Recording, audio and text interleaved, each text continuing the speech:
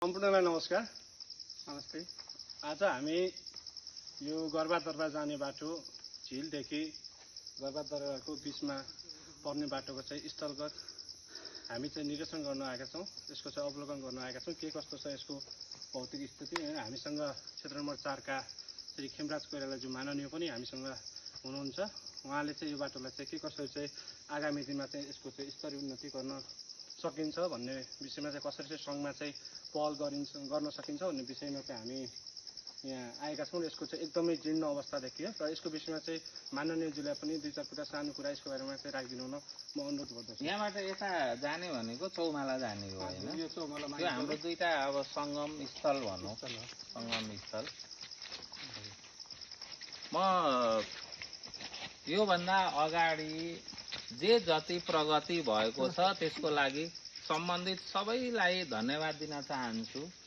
यसको निर्माण कार्य किन सुस्त भयो भन्ने सम्बन्धमा सडक डिभिजन कार्यालय महेन्द्रनगरका डिए साहबसँग मैले योभन्दा 2-3 दिन अगाडि नै बसेर छलफल गरिसकेको छु।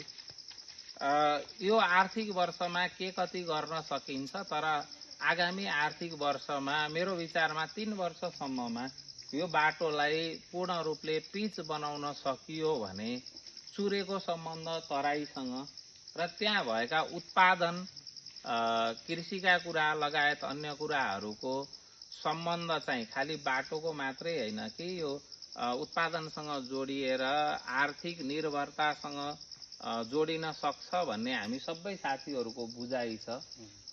के कति गर्न सकिन्छ, ठ्याक्कै बर्खाको समयमा चाहिँ के कस्ता खालका जटिलताहरू छन्। हुन त यो बाटो धेरै पटक हिँडियो, तर यस्तो बर्खामा चाहिँ सायद हामी कमै पुगेका थियौँ। त्यस कारणले गर्दा आज हामी साथीहरूको सहयोगले हामी यहाँ उपस्थित भएका छौँ। यसको क्रमागतमा भएको बजेट यथावत रहेको छ। यो कामहरू चाहिँ सुचारू नै हुनेछ र थप के गर्न सकिन्छ भन्नका लागि नै हामी त्यो सामान्य एकपटक स्थलगत अवलोकन गरौँ भनेर अहिले यहाँ पुगेका छौँ। यो साथ र सहयोगको लागि साथीहरूलाई धेरै धेरै धन्यवाद। धन्यवाद। पक्कै पनि माननीयज्यूले यो विषयमा चाहिँ चुरे बासिन्दालाई चाहिँ सहज रूपले चाहिँ अब यसको चाहिँ बाटोको चाहिँ स्तर उन्नतिको बारेमा पनि केही आफ्नो चाहिँ कुराहरू राखिसक्नु भएको छ। म केशव दाइलाई पनि यो बाटोको बारेमा चाहिँ केही बुझ्नु भएको छ भने थोरै कुरा राखिदिनु अनुरोध गर्दछु। नमस्ते।